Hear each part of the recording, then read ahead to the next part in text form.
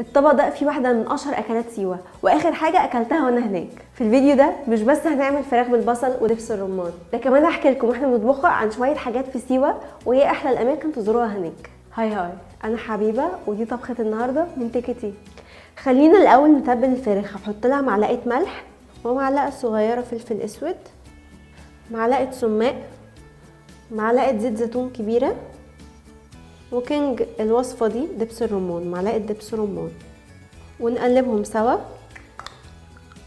واشيلها في التلاجة تتبل شويه على ما اقول لكم لسيوه احلى مكان روحته واتمنى ان انا اروحه تاني.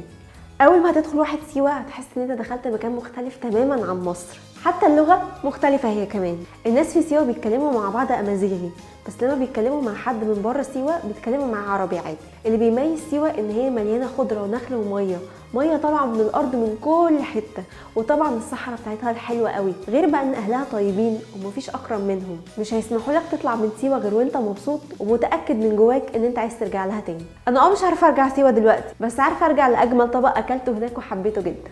يلا بينا نكمل طبخه النهارده.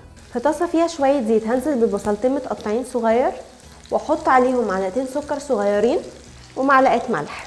لما البصل يوصل للون ده ابتدي اشيله، وننزل بالفراخ وننزل عليها بالصوص بتاع التتبيله، ونسيب اللذيذه دي بقى تستوي على ما اقول لكم ايه احلى اماكن تزوروها لو رحتوا سيوه. ما ينفعش تروح سيوه وما تزورش بحيرات الملح، نسبه الملح فيها حوالي 95%، بس انت مجرد ما تشوفها هيحصل لك هيلينج من اي حاجه شفتها قبل ما توصل سيوه.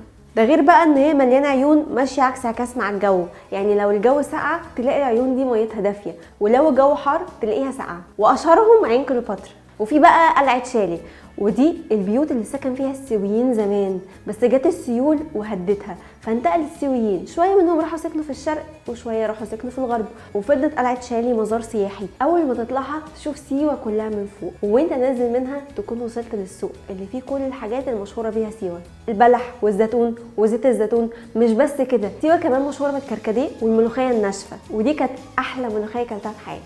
غير بقى النعناع، وده في منه مثلا 3 انواع، وعشبه الليمون اللي هي اللويزه. لو حبيت تشرب اجمل كوبايه شاي في الحياه يبقى لازم تحط فيها عشبه اللويزه. اما بقى لو عايز تاكل احلى فراخ فيلا بينا نشوف الطاسه دي وصلت لايه.